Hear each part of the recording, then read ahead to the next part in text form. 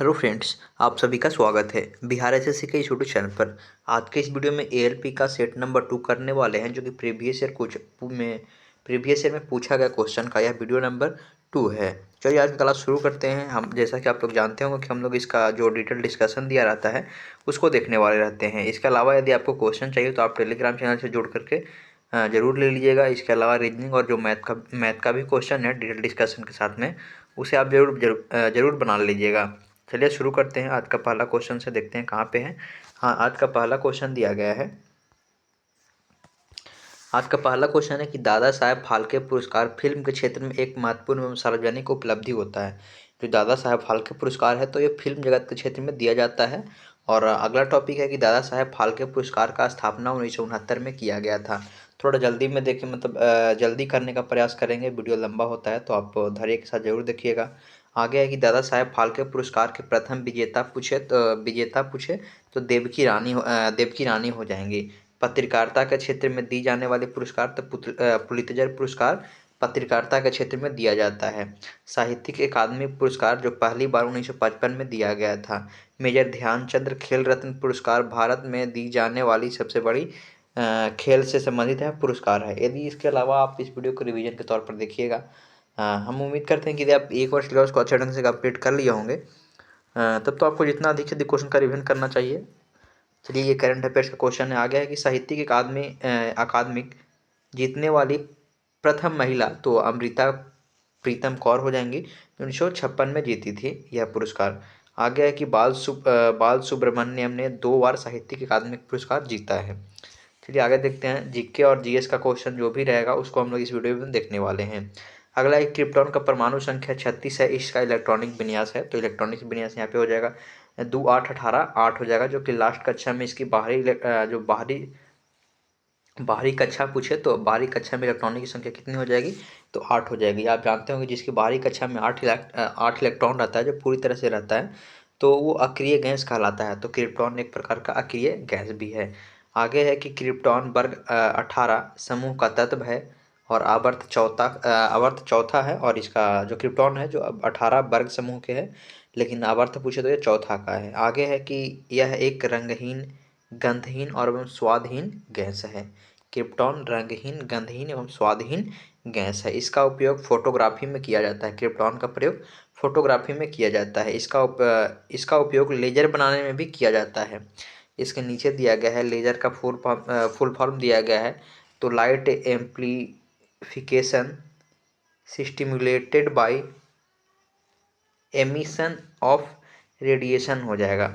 आगे है कि इलेक्ट्रॉन परमाणु के चारों ओर निश्चित वृत्तीय कक्ष पर चक्कर लगाते रहता है। इन पथों को कक्षा कहते हैं। परमाणु की कक्षाओं में इलेक्ट्रॉन के वितरण को परमाणु का इलेक्ट्रॉनिक विन्यास कहते हैं। आगे है कि परमाणु के कक्षा में इलेक्ट्रॉन के वितरण को ज्ञात करने के लिए सन 1921 में वैज्ञानिक बोर तथा बरी ने एक योजना प्रस्तुत की, जिसे बोरी बरी योजना कहते हैं। अगला तीसरा नंबर क्वेश्चन को देखते हैं। तीसरा नंबर क्वेश्चन दिया गया है कि यह लैंगिक प्रजनन, ये क्वेश्चन के हिसाब से था, यदि आप क्वेश्चन देखते तो समझ पाते। चलिए इसके आगे वाला देखते हैं कि अनावृत बीजी और आवृत बीजी में मुख्यतः लैंगिक जनन होता है। क्या लैंगिक जनन होता है? मेल तथा फीमेल में ये मायोसिस डिवीजन है, जो अर्धसूत्रीय विभाजन के द्वारा सेक्स सेल का निर्माण होता है, जिसे गैमेट कहते हैं। आगे है कि जायगोट गर्भाशय में समसूत्री विभाजन के द्वारा विकसित होकर एक नए जीव का निर्माण करता है। अगला है कि लैंगिक जनन की प्रक्रिया में 2 मुख्य चरण होते हैं। पहला अर्धसूत्रीय विभाजन और दूसरा निषेचन होते हैं। लैंगिक प्रजनन समयुमी प्रजनन है। समयुमी कहलाता है ये लैंगिक प्रजनन। आगे क्वेश्चन है, ये करंट अफेयर्स का क्वेश्चन है। इसके अलावा यहाँ पे ये है कि पंजाब और हरियाणा की संयुक्त राजधानी तो चंडीगढ़ हो जाएगा। स्वर्ण मंदिर पंजाब के अमृतसर में स्थित है। इसके अलावा सिख के चौथे गुरु रामदास साहिब ने 15वीं शताब्दी में इसे बनाया, जबकि इसका आधारशिला मियाँ मीर के द्वारा रखी गई थी। सिख धर्म के संस्थापक स्थापना गुरु पूछ रहा है, मतलब संस्थापक समझ सकते हैं आप। संस्थापक कौन है? तो गुरु नानक देव जी हो जाएंगे। आगे अगला क्वेश्चन को देखते हैं, ये मैथ का क्वेश्चन है। हाँ, यहाँ पे 7वां नंबर क्वेश्चन है कि ओडिशा को अधिकतर चक्रवात के कारण प्राकृतिक आपदाओं का सामना करना पड़ता है। उड़ीसा में अधिकतर मतलब समय समय पे चक्रवात वहाँ पे आते रहता है। हाँ, तो उड़ीसा राज्य का स्थापना पूछ रहा है कि उड़ीसा राज्य का स्थापना तो 1 अप्रैल 1936 में हुआ था। उड़ीसा राज्य का स्थापना भारत सरकार द्वारा 1954 में बाढ़ नियंत्रण के लिए त्रियामी बाढ़ नियंत्रण कार्यक्रम चलाया था उड़ीसा में। आगे है कि भारतीय प्लेट और यूरोपियन प्लेट के साथ लगभग 45 मिलीमीटर बर्स मतलब mm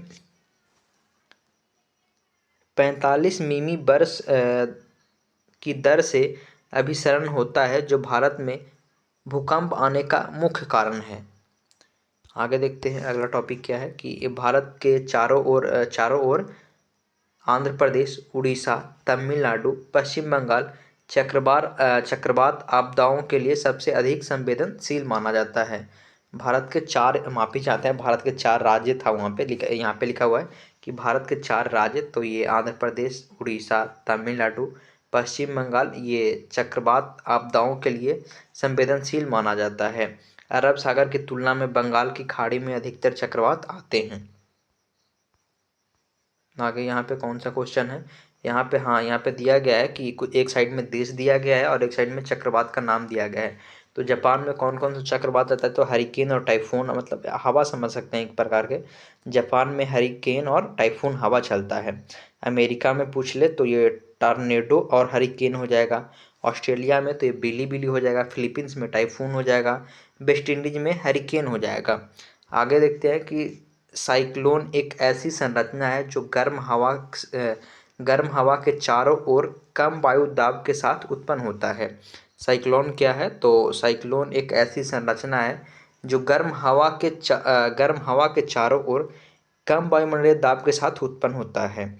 जब एक तरफ गर्म हवा तथा दूसरी तरफ से ठंडी हवा का मिलाप होता है तो यह गोलाकार आंधी का आकार लेने लगती है। मतलब लेने लगती है। इसे ही चक्रवात के रूप में हम लोग जानते हैं।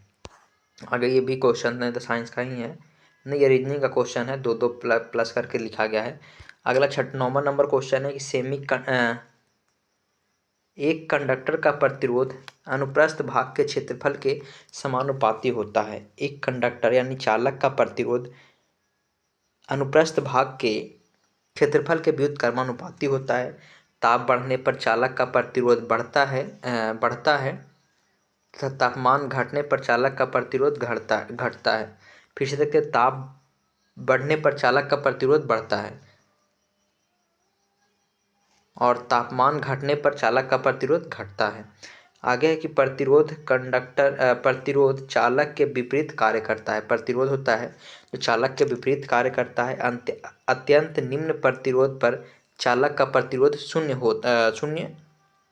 हो जाता है तथा चालकता अत्यंत हो जाता है। फिर से देखते हैं इन चीज़ों को। आगे है कि अत्यंत निम्न प्रतिरोध पर चालक का प्रतिरोध शून्य हो जाता है और चालकता अनंत हो जाता है। आगे है कि प्रतिरोध मापक यंत्र द्वारा प्रतिरोध को ओम में मापते हैं। आगे है कि चालक की लंबाई बढ़ाने पर प्रतिरोध भी बढ़ता है। चालक का अनुप्रस्थ काट का क्षेत्रफल बढ़ाने से प्रतिरोध घटता है। ये इसका सूत्र दिया गया है। तो आगे हम लोग देखते हैं कि धातुएं अम्ल के साथ अभिक्रिया करके हाइड्रोजन गैस बनाता है। धातु होता है जो अम्ल के साथ अभिक्रिया करके हाइड्रोजन गैस बनाता है। अगला टॉपिक है कि जब जलती हुई मोमबत्ती को प्रखनली के मुंह के पास ले जाया जाता है तो फट फट ध्वनि उत्पन्न होता है, तो यह पता लगता है कि हाइड्रोजन गैस निकलता है। और धातुएं सामान्यतः चमकदार एवं आघातवर्ध होती हैं। धातुएं होती है जो विद्युत का सुचालक होता है। आगे है कि धातुओं के ऑक्साइड प्रकृति के क्षारीय होते हैं। धातुओं के ऑक्साइड होते हैं जो प्रकृति में क्षारीय होते हैं और ये धातुएं ऊष्मा का सुचालक होते हैं। धातुएं तन्य होते हैं। धातुएं आवर्त सारणी में बाएं तरफ रखी गई है, मतलब धातुएं हैं जो आवर्त सारणी में बाएं तरफ रखा गया है। आगे है कि अधातु को आवर्त सारणी में दाहिने तरफ रखा गया है। धातुओं को आवर्त सारणी में बाईं तरफ रखा गया है और अधातुओं को दाहिनी तरफ रखा गया है। धातु एवं अधातु के बीच उपधातु जिसे जिग-जैग लाइन द्वारा दर्शाया जाता है। उपधातु को जिग-जैग लाइन द्वारा दर्शाया जाता है। आगे देखते हैं हम लोग अगला क्वेश्चन क्या है। हाँ, यहाँ पे ये भी रीजनिंग से संबंधित क्वेश्चन है तो इसको भी हम लोग छोड़ देते हैं। आप इसको टेलीग्राम से जरूर लेकर के बनाइएगा। आगे है कि मध्य प्रदेश भारत में हीरा का सबसे बड़ा और एकमात्र उत्पादक है, जबकि सोने के सबसे बड़ा उत्पादक कर्नाटक है। कर्नाटक का कुछ खादान का नाम दिया है, कोलार, हसन, धारवाड़ और रायचूर जिला ये इसमें बताया गया है जहाँ पे सोना उत्पन्न होता है। आगे यहाँ पे देखते हैं हम लोग क्वेश्चन को। हाँ, मध्य प्रदेश के कुछ प्रमुख राष्ट्रीय उद्यान एवं अभ्यारण्य। तो वन्य जीव अभ्यारण्य इस साइड में दिया गया है, पंचमढ़ी, अचानक, अमरकंटक और पन्ना है, ये सब वन्य जीव। लेकिन नेशनल पार्क पूछ ले तो Kanha national park, Panna national park, Satpura national park, Bandhavgarh national park, ये सभी मध्य प्रदेश में याद रखिएगा। पेंच नेशनल पार्क और Sanjay national park, Omkareshwar national park हो जाएगा। 20 नंबर क्वेश्चन को देखते हैं तो ये करंट अफेयर्स का क्वेश्चन था। हाँ, ये सही है, पुरस्कार है। एक तरफ पुरस्कार दिया गया, एक तरफ प्रारंभ करने का वर्ष दिया गया। तो व्यास सम्मान है जो 1991 में शुरू किया गया था। सरस्वती सम्मान तो ये भी 1991 में ही दिया गया, मतलब सर्वप्रथम मतलब इसको शुरुआत किया गया था। ज्ञानपीठ पुरस्कार तो 1961 में दिया गया था। बुकर पुरस्कार तो 1969 में दिया गया था। अर्जुन पुरस्कार तो 1961 में दिया गया था। द्रोणाचार्य पुरस्कार तो 1985 में इसको शुरू किया गया था। आगे है कि ममता कालिया भारतीय लेखक है। ममता कालिया भारतीय लेखक है। वर्तमान में महात्मा गांधी अंतर्राष्ट्रीय हिंदी विश्वविद्यालय हौमासिक पत्रिका हिंदी में संपादित होता है। व्यास सम्मान साहित्य के क्षेत्र में एक प्रतिष्ठित पुरस्कार है। इसे पहली बार 1991 में दिया गया था। आगे क्वेश्चन को देखते हैं। वीडियो थोड़ा लंबा हो सकता है इसलिए हम जल्दी जल्दी मतलब इसको पूरा करने का प्रयास कर रहे हैं। हम उम्मीद करते हैं कि आपको ये सभी बेसिक क्वेश्चन है आपको पता ही होगा, तो आप इसे रिविजन के तौर पर जरूर देखिएगा। और नहीं आता मतलब आपको पता नहीं चल रहा है, याद नहीं हो रहा है, तो आप इस वीडियो को बार बार जरूर देखिएगा ताकि आप आसानी से समझ पाए और याद कर पाएँ। आगे है कि सेल्सियस से केल्विन में तापमान को बदलने के लिए आपको दिए गए तापमान में 273 जोड़ना होगा। तापमान का ऐसा ही मात्रक तो ये केल्विन हो जाएगा। आगे देखते हैं आगे क्या दिया है। यहाँ पे सूत्र दिया गया है। हाँ, यहाँ पे मतलब ये दिया गया था तो आप यहाँ से आप इसको तीनों में कहीं भी कन्वर्ट कर सकते हैं, आप देख सकते हैं इसको। आगे देखते हैं हम लोग कि -40 डिग्री तापमान होने पर सेल्सियस और फ़ारेनहाइट तापमान एक समान होता है, मतलब यहाँ पे दोनों समान माना जाता है। 0 डिग्री सेंटीग्रेड पर पानी का हिमांक बिंदु होता है और 100 डिग्री सेंटीग्रेड क्वथनांक बिंदु होता है। थर्मामीटर का आविष्कार 1714 ईस्वी में डेनियल गैब्रियल फ़ारेनहाइट ने किया था। 24 नंबर क्वेश्चन है कि एंटोनी एल लेवोजेरियर ने रासायनिक संयोजन के 2 महत्वपूर्ण नियमों का स्थापना करके रसायन विज्ञान की नींव रखी थी। इसे आधुनिक रसायन का जनक भी कहा जाता है। इसने सर्वप्रथम सिद्ध किया कि वायु के मुख्य घटक नाइट्रोजन और ऑक्सीजन है। किसने? तो ये एंटोनी एल लेवोजियर है जिसने सिद्ध किया कि वायु के 2 मुख्य घटक है, नाइट्रोजन और ऑक्सीजन हो जाएगा। एंटोनी लेवोजेरियर फ्रांस का सुप्रसिद्ध वैज्ञानिक है, सुप्रसिद्ध रासायनिक मतलब आप वैज्ञानिक समझ सकते हैं, वैज्ञानिक आप आसानी से याद कर पाएंगे। आगे कि रसायन शब्द की उत्पत्ति मिस्र के प्राचीन नाम कीमिया से हुआ है। केमिस्ट्री आप समझ सकते हैं, केमिस्ट्री से आपको होगा तो केमिस्ट्री मतलब जो कीमिया शब्द से उत्पन्न हुआ है। कीमिया का अर्थ होता है काला रंग, यहाँ पे दिया गया कीमिया से जिसका अर्थ होता है काला रंग होता है। आगे कुछ दिया गया है कि कांच का रंग दिया गया है और देने वाला पदार्थ, तो ये गहरा नीला रंग होता है, ये क्वार्ट ऑक्साइड के कारण होता है। हरा रंग तो सोडियम क्रोमेट एवं फेरस ऑक्साइड के कारण होता है। लाल जो रंग होता है वो क्यूप्रस लवण के कारण होता है। चटक लाल तो यहाँ पे दिया गया कैडमियम सल्फाइड, इसके अलावा क्यूप्रस ऑक्साइड के कारण ये होता है। आगे क्वेश्चन देखते हैं हम लोग। हाँ, इसको भी देख ही लेते हैं कि हरियाणा सरकार ने योग गुरु रामदेव बाबा को आयुर्वेद का ब्रांड एम्बेसडर, हाँ ये सही है। हाँ, पंजाब नेशनल बैंक ने ब्रांड एम्बेसडर विराट कोहली को चुना है। हेपेटाइटिस बी उन्मूलन का ब्रांड एम्बेसडर अमिताभ बच्चन है। योग दिवस का शुरुआत 2014 में हुआ था। 21 जून को योग दिवस के रूप में हम लोग मनाते हैं। WHO गुडविल का ब्रांड एम्बेसडर साइमा बाजिद हुसैन है। कुछ नीचे और ब्रांड एम्बेसडर दिया गया है, ये पूमा का दिया गया है। फायर वोल्ट का देख लीजिएगा, विजय देव कोंडा हो जाएंगे। फास्ट ट्रैक का तो सान्या मल्होत्रा, पूमा का तो जॉर्ज रसेल हो जाएंगे। एडिडास का तो मानिक बत्रा हो जाएगा, जो कि टेनिस खिलाड़ी हैं। अगला है कि रियलमी, तो ये के एल राहुल हो जाएंगे। होम इंटीरियर तो MS धोनी हो जाएंगे। मास्टर कार्ड तो मैगलन्स कार्लसन हो जाएंगे। बाटा केयर तो दिशा पटानी इसका ब्रांड एम्बेसडर हो जाएंगी।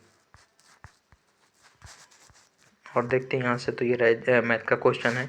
हाँ, साइंस का क्वेश्चन यहाँ पे ये है कि सोडियम धातु को केरोसिन में संग्रहित किया जाता है। सोडियम बहुत ही क्रियाशील तत्व होने के कारण मुक्त अवस्था में नहीं पाया जाता है। ये सोडियम को जैसे ही केरोसिन से बाहर निकालिएगा तो उसमें आग पकड़ लेगा कुछ समय में, तो इसलिए उसको सोडियम को केरोसिन में ही डुबा कर रखा जाता है। यह एक क्रियाशील तत्व है। सोडियम की समस्थानिक पूछे तो N24 का समस्थानिक का उपयोग करके रक्त का थक्का जम जाता है, उसको पता लगाने में इसका प्रयोग किया जाता है। सोडियम एक ऐसा धातु है जिसे हम चाकू से काट सकते हैं। सोडियम चांदी की तरह चमकीला होता है।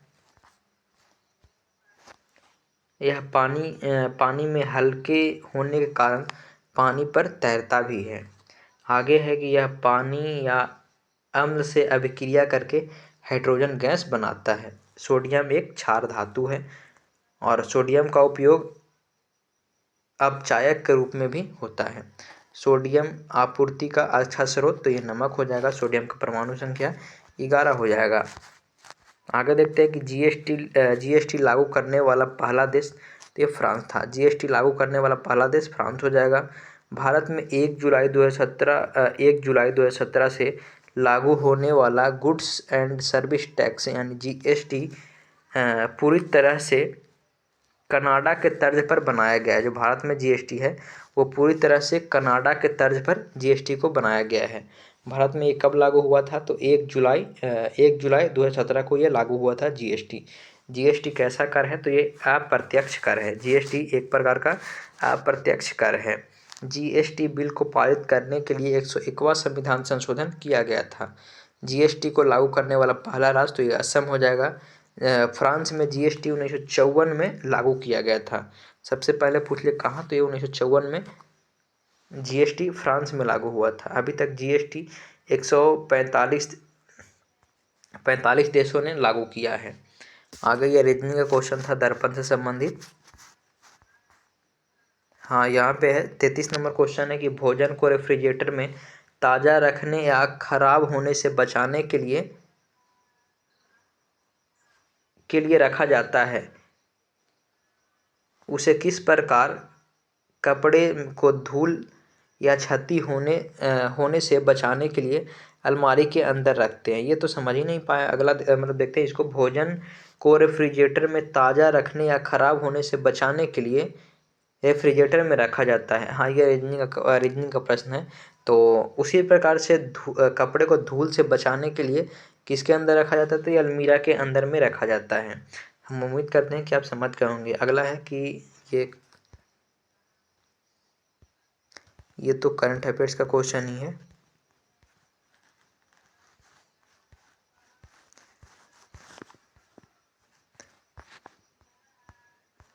आगे यहाँ पे है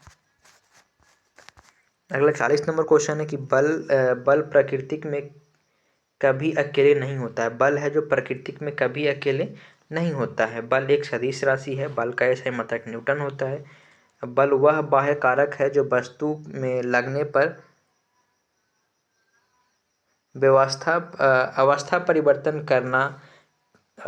परिवर्तन करता है या परिवर्तन करने की चेष्टा करता है। ये तो बल का परिभाषा दिया गया है, उम्मीद करते हैं आपको सभी को पता होगा, फिर भी पढ़ देते हैं एक बार कि बल वह बाह्य कारक है जो वस्तु पर लगने पर अवस्था परिवर्तन करता है या करने की चेष्टा करता है। जब तक कोई बल नहीं लगेगा तब एक समान मतलब गति होगा। आगे है कि न्यूटन के दूसरे गति नियम से हमें क्या प्राप्त होता है, तो बल का सूत्र प्राप्त होता है। आगे है न्यूटन के दूसरे नियम से हमें बल का सूत्र प्राप्त होता है। आगे है कि बल हमेशा जोड़े में होगा, कभी अकेले नहीं होगा। क्रिया और प्रतिक्रिया दोनों अलग अलग वस्तु पर लगने वाला बल होता है। क्रिया और प्रतिक्रिया दो अलग अलग वस्तु पर लगने वाला बल होता है। ये बल का बीमीय सूत्र दिया गया है, तो बल का बीमीय सूत्र mL/T/2 हो जाएगा। आगे है कि गति का तीसरा नियम, तो क्रिया के विपरीत प्रतिक्रिया यहाँ पे दिया गया है, मतलब यही होता भी है। न्यूटन के पहले नियम को जड़त्व का नियम भी कहते हैं। न्यूटन के पहले नियम को जड़त्व का नियम कहते हैं। F बराबर m में मतलब बल का सूत्र बताया गया है, जहाँ पे m से मास हो जाएगा और a से एक्सेलरेशन हो जाएगा, त्वरण हो जाएगा। गुरुत्वाकर्षण बल, विद्युत चुंबकीय बल, प्रबल नाभिकीय बल और दुर्लभ नाभिकीय बल प्राकृतिक में मूल बल है। ये मूल बल हो जाएंगे। आगे है कि खाद्य पदार्थ में दुर्गंध आने का मुख्य कारण वसा और तेल का ऑक्सीकरण हो जाएगा। खाद्य पदार्थ के संरक्षण के लिए बेंजोइक अम्ल का प्रयोग किया जाता है।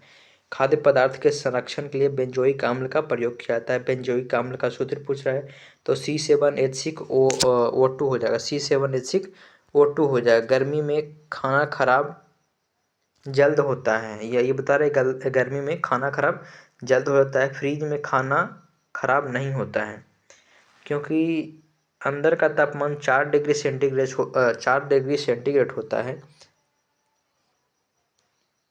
इतने तापमान खाना सुरक्षित रखता है। फ्रिज के अंदर में इतने तापमान सुरक्षित रहता है खाना। आगे ये भी रीजनिंग का क्वेश्चन है कि बढ़ई हथौड़ी से संबंधित है। बढ़ई हथौड़ी का प्रयोग करता है, तो नलसाज पाना का प्रयोग करता है। अगला ये मतलब ये न्यूमेरिकल का क्वेश्चन था, तो ये आसान क्वेश्चन है। काइनेटिक एनर्जी बराबर 1/2 mv² हो जाएगा, गतिज ऊर्जा। आगे है ये एंडोस्पर्म, थोड़ा जूम कर लेते हैं इसको। एंडोस्पर्म बढ़ते भ्रूण के लिए पोषक ऊतक का कार्य करता है। एंडोस्पर्म है जो बढ़ते भ्रूण के लिए पोषक ऊतक का कार्य करता है। एंडोस्पर्म एक ऊतक है जो दोहरे निषेचन के बाद अधिकांश फूल वाले पौधे के बीज के अंदर उत्पन्न होता है। भ्रूण कोष विकसित हो रहे भ्रूण के पोषण स्राव करता है। आगे है कि स्पर्म और ओवम में मिलने वाली युग्मनज यानी जायगोट का निर्माण करता है। आगे है कि बच्चों में पोषण और उत्सर्जन का कार्य कौन करता है। पोषण और उत्सर्जन का कार्य कौन करता है, तो प्लेसेंटा करता है। आगे है कि अंडाशय का मुख्य कार्य अंडाणु पैदा करना है। अंडाशय का मुख्य कार्य क्या है, तो अंडाणु पैदा करना है। अंडे को अंडाशय से गर्भाशय तक बीज वाहिका द्वारा लाया जाता है। अंडे को अंडाशय तक अंडे को अंडाशय से गर्भ तक बीज वाहिका द्वारा लाया जाता है। आगे है कि कार्बन मोनोऑक्साइड गैस बायोगैस संयंत्र से उत्पन्न नहीं होता है। कार्बन मोनोऑक्साइड एक रंगहीन गैस है। CO यानी कार्बन ऑक्साइड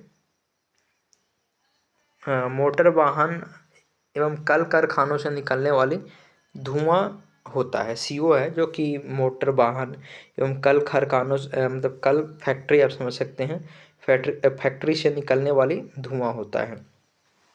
मीथेन गैस धान के खेत में उत्पन्न होता है। मीथेन गैस को विस्फोटक गैस भी कहते हैं।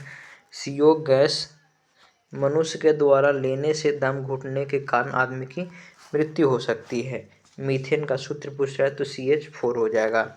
बायोगैस का मिश्रण होता है, मतलब ये मीथेन होता है जो बायोगैस का मिश्रण होता है, जिसमें मुख्य रूप से मीथेन और हाइड्रोजन यानी CO2 और हाइड्रोजन सल्फाइड H2S शामिल होता है। आगे है कि बायोगैस कच्चे माल जैसे कृषि अपशिष्ट, खाद्य, नगरपालिका, पौधा और सामग्री हर एक कच्चे और खाद्य अपशिष्ट से उत्पन्न होते हैं। यहाँ इतिहास का प्रश्न शुरू होता है कि नचिकेता और यमराज के बीच हुए संवाद का उल्लेख हम मतलब ये मिलता है कठोपनिषद में मिलता है। इस संवाद में यमराज ने नचिकेता को 3 वरदान दिए। हाँ, ये मतलब 3 वरदान दिए उसमें वर्णित है। आगे है कि भारत में उपनिषदों की संख्या कितनी है, तो 108 हो जाएगा। वेदों की संख्या 4 है। ऋग्वेद सबसे प्राचीन वेद, प्रथम वेद, और जिसमें मंत्रों की संख्या तो 10,462 हो जाएगा। मंडलों की संख्या 10 हो जाएगा। सूक्तों की संख्या 1028 हो जाएगा। आगे देखते हैं अगला क्वेश्चन कहाँ है।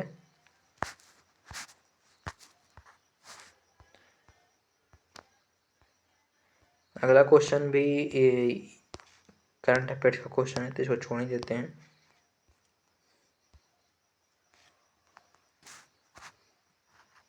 ये देख लेते हैं कि ओलंपिक का इतिहास। पहले आधुनिक ओलंपिक खेल चुनाव यूनान की राजधानी एथेंस में 1896 में आयोजित किया गया था।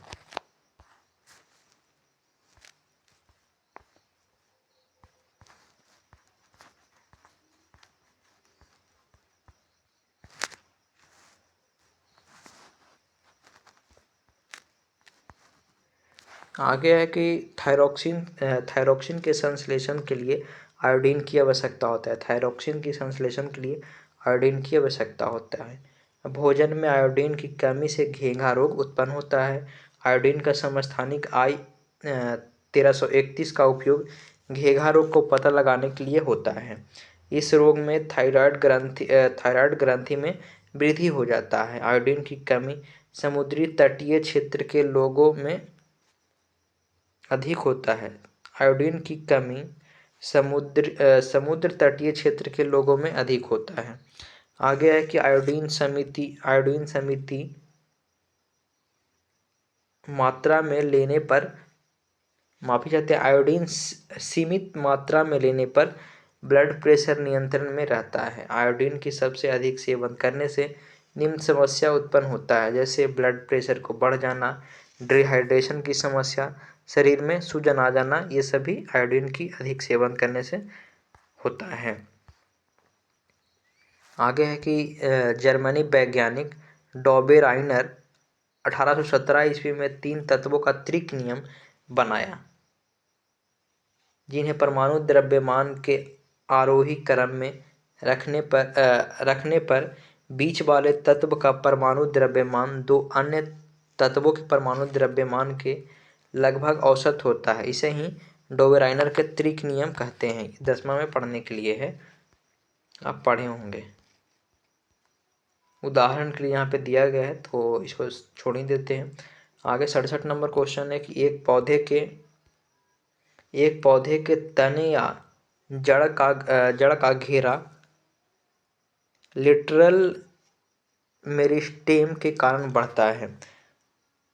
जड़ मूलतः 2 प्रकार के होते हैं, मूसला जड़ और अपस्थानिक जड़ हो जाएगा। जिबरेलिन हार्मोन के कारण पौधा में वृद्धि होता है।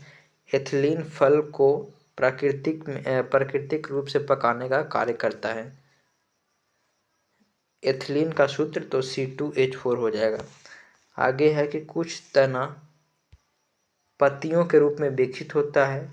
जड़ पौधे को मिट्टी से जकड़ के रखता है। जड़ होता है जो जड़ पौधे को मिट्टी से जकड़ कर रखता है। जड़ में नोड या इंटरनोड नहीं पाया जाता है। कृत्रिम रूप से फल को पकाने के लिए एसिटिलीन का प्रयोग किया जाता है। ये भी हाँ, यहाँ दर्पण से संबंधित क्वेश्चन है कि यदि आप एक दर्पण में देखते हैं और पाते हैं कि आपकी छवि आपका प्रवर्तन यानी आपसे छोटा और उत्तल दर्पण का प्रकार है। अच्छा हाँ, ये पूछा कि अब उत्तल दर्पण में प्रतिबिंब छोटा बनता है। यदि आपको पता चला कि आपसे छोटा है आपका प्रतिबिंब, तो दर्पण कौन सा होगा, तो उत्तल दर्पण हो जाएगा। उत्तल दर्पण किसी भी स्थान पर काल्पनिक सीधा छोटा प्रतिबिंब बनाता है। इसका उपयोग गाड़ी के साइड मिरर यानी आप साइड मिरर समझ सकते हैं, पश्च दृश्य देखने के लिए इसका उपयोग किया जाता है। इसे साइड मिरर भी कहते हैं। उत्तल दर्पण में अधिक से अधिक चित्र को देख सकते हैं। उत्तल दर्पण में अधिक से अधिक चित्र को देख सकते हैं क्योंकि छोटा प्रतिबिंब बनाता है। आगे है कि उत्तल दर्पण का उपयोग टेलीस्कोप में भी करते हैं। इसका उपयोग स्ट्रीट लाइट रिफ्लेक्टर के रूप में भी किया जाता है। आगे देखते हैं, ये भी हाँ, यहाँ से देख लेते हैं हम लोग कि भारत का सर्वोच्च नागरिक पुरस्कार तो भारत रत्न हो जाएगा। भारत का दूसरा सर्वोच्च नागरिक पुरस्कार तो पद्म विभूषण हो जाएगा। तीसरा सर्वोच्च नागरिक पुरस्कार तो पद्म भूषण हो जाएगा। चौथा नागरिक पुरस्कार तो पद्मश्री हो जाएगा। और हृदयनाथ मंगेशकर पुरस्कार सर्वप्रथम विश्वनाथ आनंद खिलाड़ी को सम्मानित किया गया था। विश्वनाथ आनंद ने 5 बार विश्व शतरंज चैंपियन जीता था। इसका एक आत्मकथा माइंड मास्टर दिसंबर 2020 में लॉन्च किया गया था। आगे है कि हृदयनाथ मंगेशकर भारतीय संगीतकार थे जो लता मंगेशकर, आशा भोसले एवं उषा मंगेशकर के भाई थे। आगे है कि संगीत की दुनिया में शान लता मंगेशकर को 3 बार राष्ट्रीय पुरस्कार से सम्मानित किया गया है। 1972 में, 75 में और 90 में ये तीनों बार राष्ट्रीय पुरस्कार से सम्मानित किया गया है। लता मंगेशकर को 1989 में दादा साहेब फाल्के पुरस्कार से सम्मानित किया गया। 2001 में भारत रत्न से सम्मानित किया गया लता मंगेशकर को। आगे है कि नरेंद्र मोदी को पहला लता दीनानाथ मंगेशकर अवार्ड से सम्मानित किया गया है। चलिए, इस वीडियो में इतना ही। हम उम्मीद करते हैं कि यह वीडियो आपको अच्छा लगा है तो आप शेयर जरूर कर दीजिएगा। इसके अलावा टेलीग्राम चैनल से जरूर जुड़ कर ये PDF ले लीजिएगा वहाँ से। इस वीडियो में इतना ही। वीडियो देखने के लिए धन्यवाद। आपका दिन शुभ हो। जय हिंद। फिर मिलेंगे नए क्लास के साथ।